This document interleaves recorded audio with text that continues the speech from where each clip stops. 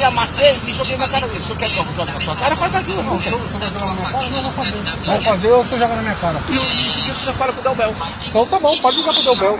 Exatamente. O senhor não é polícia. Eu sou guarda civil municipal. Não tenho autoridade nenhuma. Tá bom, eu não tenho autoridade nenhuma. Eu tenho autoridade de estar atuando sobre esse decreto. Tô aqui, Delbel. Liga pra ele. Tá ligando? Bora no Liga lá. Não, fala não, com o seu eu comandante. quero falar com ele. Eu vou falar com ele. O senhor tá afinando? Eu não vou falar com ele. Ele liga no meu celular. Se ele quiser falar alguma coisa pra mim, ele liga pra mim. Eu não vou pegar o celular do senhor. Finalizando 13 horas. Delbel? 13 horas. Desembargador Eduardo Siqueira. Eduardo Siqueira, qual é o seu papel? Porra, bem, e o senhor, tudo calmo? Eu tô aqui com um analfabeto do PMC aqui, um rapaz. Ele me falou que eu falei, vou ligar pra ele, porque eu tô andando sem marca, só tô eu na faixa de praia que eu estou. Bom dia, boa tarde ou boa noite. A semana começou e até ontem a notícia principal foi o desembargador Eduardo Siqueira. No sábado, dia 18, ele pegou e chamou, sem usar máscara, chamou o guarda de analfabeto e rasgou a multa. No dia 19, o prefeito Alexandre Barbosa disse que ia e homenageou os guardas. O filho do guarda disse que tinha muito orgulho do seu pai.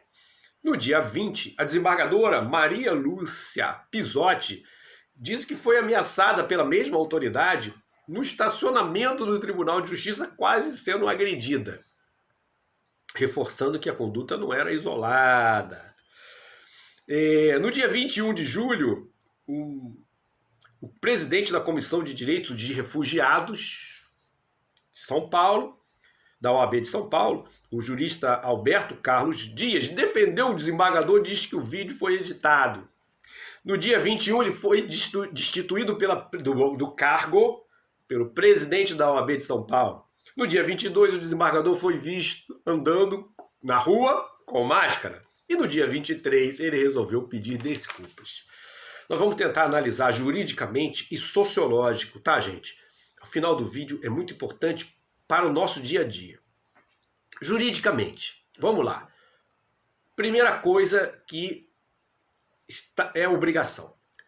A Lei 14.019, ela mudou a 13.979, lei que trata de medidas de enfrentamento ao Covid-19, tornando obrigatória em todo o território nacional o uso da máscara nas vias públicas. Então o desembargador estava errado.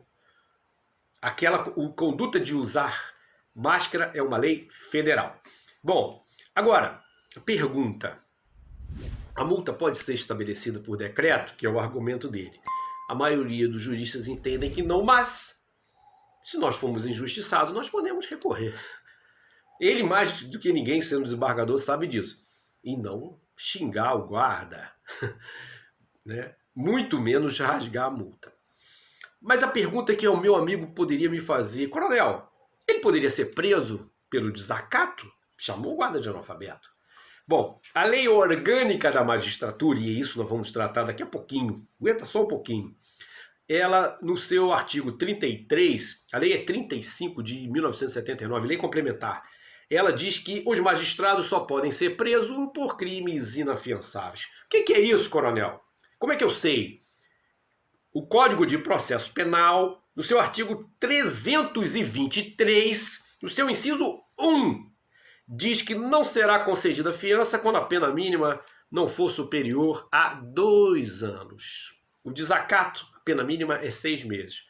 Por ter humilhado, ele não pode ser preso. E a multa?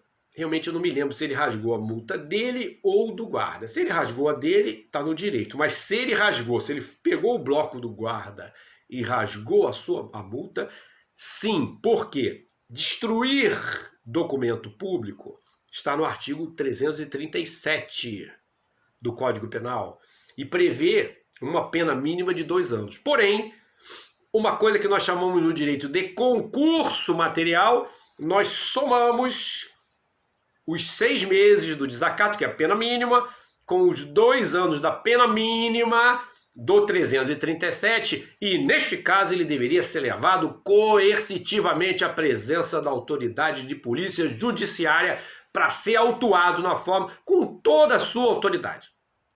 Tá certo? Então, se ele rasgou a sua multa, não há problema, que aí é dele. Mas se ele rasgou a multa que estava no bloco do guarda, ele praticou, sim, o crime do artigo 337.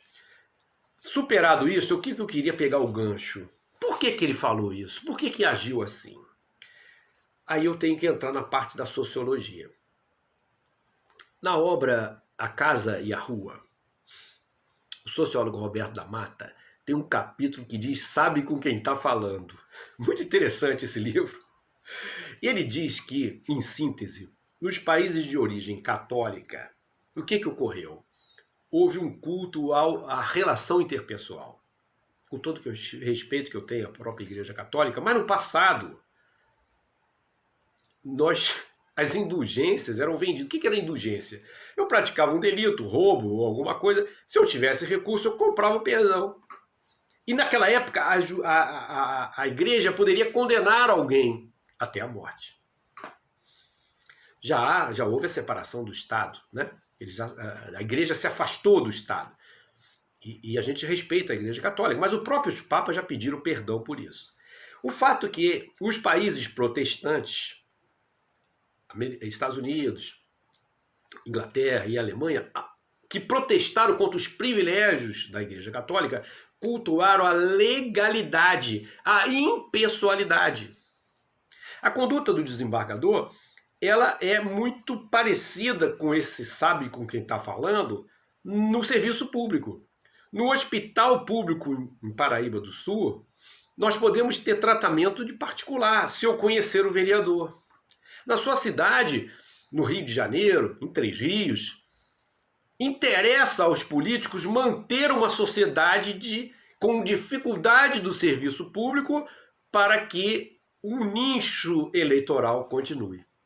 Ou não? Você, meu amigo, que vai responder. Eu termino esse vídeo dizendo o seguinte: a conduta do desembargador na rua tem alguma semelhança dentro do gabinete, quando Sua Excelência, o ministro Gilmar Mendes, solta Jacó Barata, empresário de empresa de ônibus, quando a sua esposa está no escritório e é arguído o seu impedimento, ele diz que não? Tem alguma semelhança? O senhor que vai responder. Quando o ministro Marco Aurélio de Mello solta um traficante, entendendo que 100 quilos de maconha era para uso, transportado no avião, é o que a gente chama de tráfico privilegiado. Tem alguma semelhança quando o ministro Alexandre de Moraes volta ao tempo? Ele voltou ao tempo que a polícia ficava dentro do judiciário. Nosso país, até 1871, o desembargador mais antigo era o chefe da Polícia Civil. Eusébio de Queiroz era um deles. Ministro Alexandre de Moraes, o inquérito da fake news, ele retornou. A figura do delegado foi alguém que recebeu delegação de competência para a atividade de persecução criminal. Quando o ministro faz isso, ele se assemelha ao desembargador? A resposta é sua, meu amigo. Um excelente final de semana e que possamos construir uma sociedade igualitária. Um forte abraço. Fique com Deus.